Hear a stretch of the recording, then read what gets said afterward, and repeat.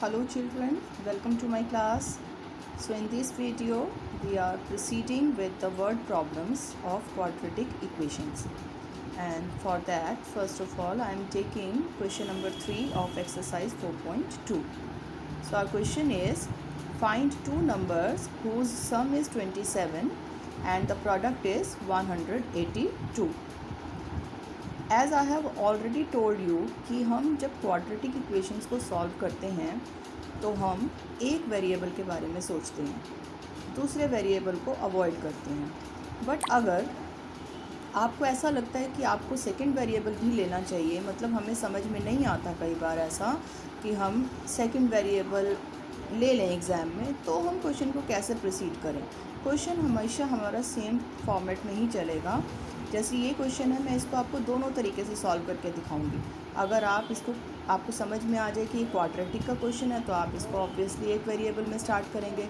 But suppose कीजिए exam में आप कंफ्यूज हो गए और आपने दो वेरिएबल्स कंसीडर कर लिए, तो भी हम इक्वेशन को कैसे चलेंगे आगे वो भी मैं आपको बताऊँगी. तो सबसे पहले मैं इसको क्वाड्रेटिक के तरीके से बताती हूँ. तो हम फर्स्ट नंबर जो है उसको x ले लेते हैं. अब क्योंकि दो नंबर्स का सम दिया है तो दूसरा जो नंबर होगा वो क्या हो जाएगा, 27 minus X. So let us consider that our first number is x. So our second number will be 27 minus X. क्योंकि दो नंबर्स का सम जो है वो 27 था, तो 27 में से एक नंबर तो x है, तो जो सेकंड नंबर बच गया वो बच गया 27 माइनस एक्स. तो हमने इस क्वेश्चन में सिर्फ एक ही वेरिएबल कंसीडर किया, दैट इज़ x. अब क्वेश्चन में हमें सेकंड कंडीशन क्या दी हुई है कि product of these numbers is 182. अब हमारे दो नंबर्स हैं x और 27 माइनस एक्स. इन दोनों का प्रोडक्ट जो है वो इज़ इक्वल टू 182 है. तो इक्वेशन को सॉल्व कर देंगे, ब्रैकेट को ओपन करेंगे, सारे टर्म्स को एक साइड ट्रांसपोज करेंगे, तो हमारे पास एक क्वाड्रेटिक इक्वेशन बन जाएगी.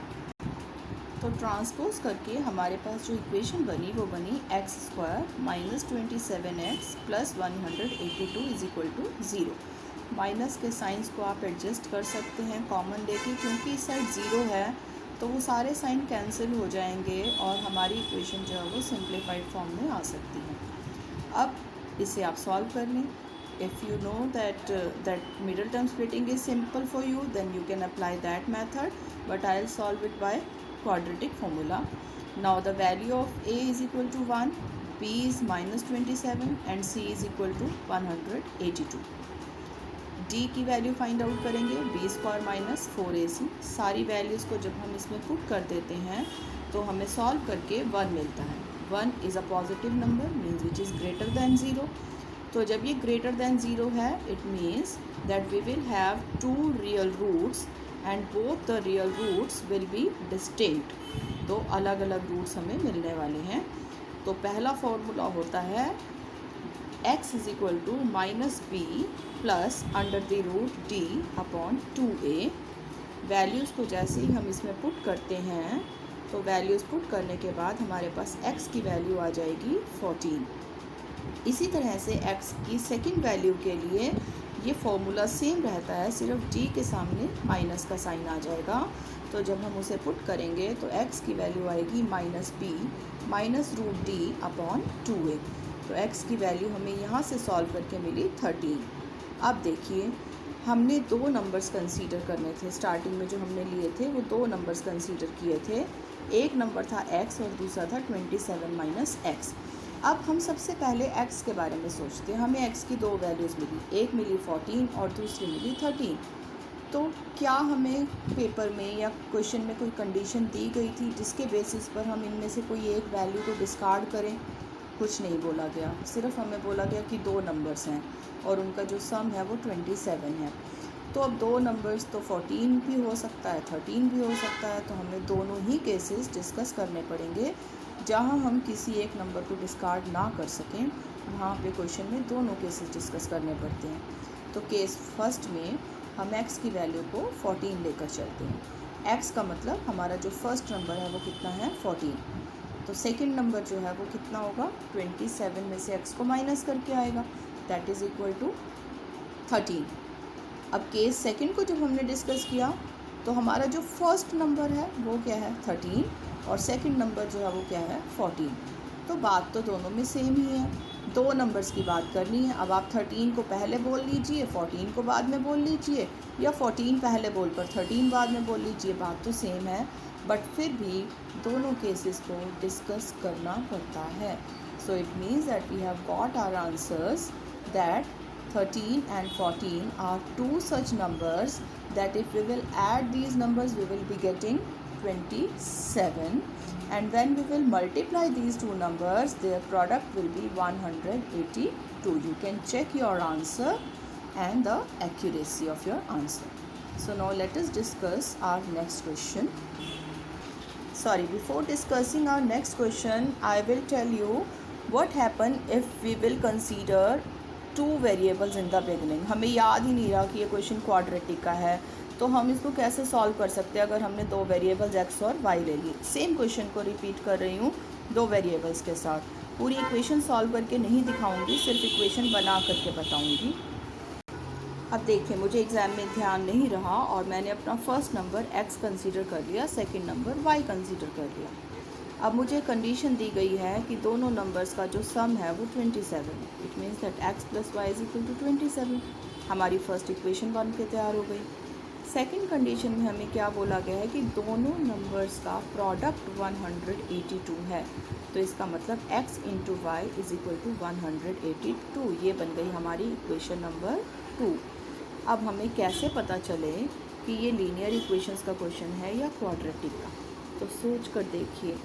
ये इक्वेशन तो ठीक है, जनरल फॉर्म में है, A X plus B Y is equal to C, लेकिन क्या ये इक्वेशन जनरल फॉर्म में है? यहाँ पर x इंटू वाई दिया हुआ है, यानी कि x की डिग्री 1, y की डिग्री 1, यानी कि दोनों की डिग्री मिलाकर के कितनी हो गई 2। तो लीनियर इक्वेशन में तो कभी भी डिग्री 2 होती ही नहीं है। तो यहीं से हमें पता चल जाएगा कि हमारा क्वेश्चन क्वाड्रेटिक इक्वेशन का है, लीनियर इक्वेशंस का नहीं। तो जो हमें प्रोडक्ट दिया है, यहाँ से हम एक वैल्यू को फाइंड आउट कर लेते हैं, सब्स्टिट्यूशन मेथड से सॉल्व करेंगे। तो यहाँ से हम y की वैल्यू फाइंड आउट कर लेते हैं 182 upon x। Late us consider it is equation number 3। अब इस y की जो वैल्यू है, इस वैल्यू को हम इक्वेशन नंबर 1 में जा कर के वापस से प्लेस कर देंगे। तो देखिए हमारी इक्वेशन क्या बन जाएगी। जब देखिए हमने ये वैल्यू को यहाँ प्लेस कर दिया तो मेरे पास इक्वेशन ये बन गई, x plus 182 upon X is equal to 27। अब एलसीएम लेना पड़ेगा। एलसीएम लेके जैसे ही सॉल्व किया तो देखिए आपको वापस से वही क्वाड्रेटिक इक्वेशन मिल जाएगी जो आपने पहले मेथड से बनाई थी। जैसे कि ये मेथड, यहाँ पर भी सेम इक्वेशन बनी थी, X square minus 27x plus 182 is equal to 0। अब इसके आगे का सॉल्यूशन बिल्कुल सेम है जैसे आपने पहले किया था। So what does I mean is कि आपको एग्ज़ाम में कोई भी क्वेश्चन आए, आप उसको किसी भी तरह से स्टार्ट कर सकते हैं, ईदर बाय कंसीडरिंग 2 वेरिएबल्स और बाय कंसीडरिंग 1 वेरिएबल। आपकी इक्वेशन हमेशा सेम बन जाएगी।